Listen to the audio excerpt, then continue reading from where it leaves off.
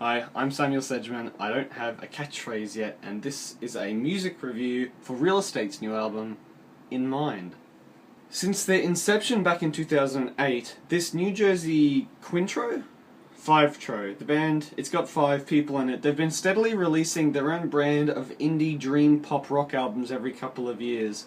And I've got to tell you, it's some of the most chill and pleasant music out there today.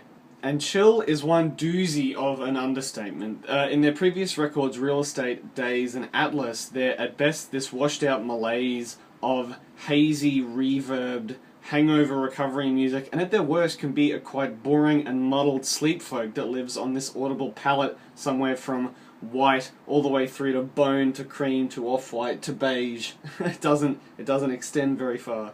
Now, I certainly wouldn't deny anyone enjoying their style. I've savoured many warm and comfortable moments from their previous records, but I'd say they're nothing if not unexemplary.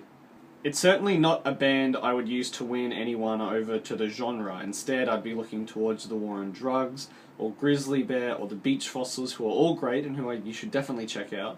So I tried to approach In Mind with a clean slate in my mind, mostly because last year one of their main songwriters and lead guitarist Matt Mondaniel left the band to focus on his solo project DuckTales, a music project that even predates Real Estate. So for the 6 months between that announcement and In Mind's release, I think fans of Real Estate were really wondering if Mondaniel would take his Elliott Smith and Weezer influenced music away with him, or if Real Estate could stay true to form without him. The initial answer to which came earlier this year with the release of Real Estate's first single from the album, Darling. Now this song blew and still blows my mind just with how much life it has. This clarity comes through in 2 ways. First, the lyrics set you in this darkness, waiting impatiently for the warm sun to return, and it quickly does. He says it cuts like a knife to shine.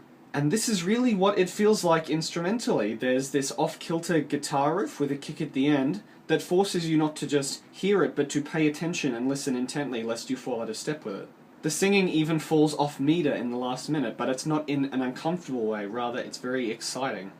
The second taste of the album, the single Stained Glass, does hold to this vivacity, but it did take a big step back into the more grounded and safer Real Estate sound. But for me, this wasn't a reason to worry. There was still a pace set and it was still running. Then, as of the album's release last week, hope for this pace to stick was quickly gone in my first listen. And it's my fault. I set expectations that I shouldn't have, but apart from the 2 singles that I spoke about, as well as the bouncier track 6 in White Light, which I like, as well as the warm and comforting closer in Saturday, the rest of the album is just as much a sleepy blend as any of their past records are. I mean, boy, I haven't been so disappointed in a midsection since I looked at myself with a shirt off. And look, if I'm being fair, I should be giving them props. They lost a crucial band member in Mondaniel, yet you don't notice any debasement. In fact, the mixing and the production of the band sounds the cleanest it's ever been. I have a real soft spot for what Real Estate have been in the past, what they are now, and what I think they're capable of in the future.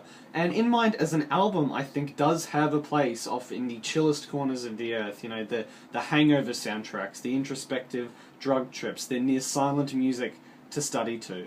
It is there where this album and Real Estate truly belongs, and with that, I'm gonna give it 6 out of 10 beers I had the night before. Just put Real Estate on and leave me alone.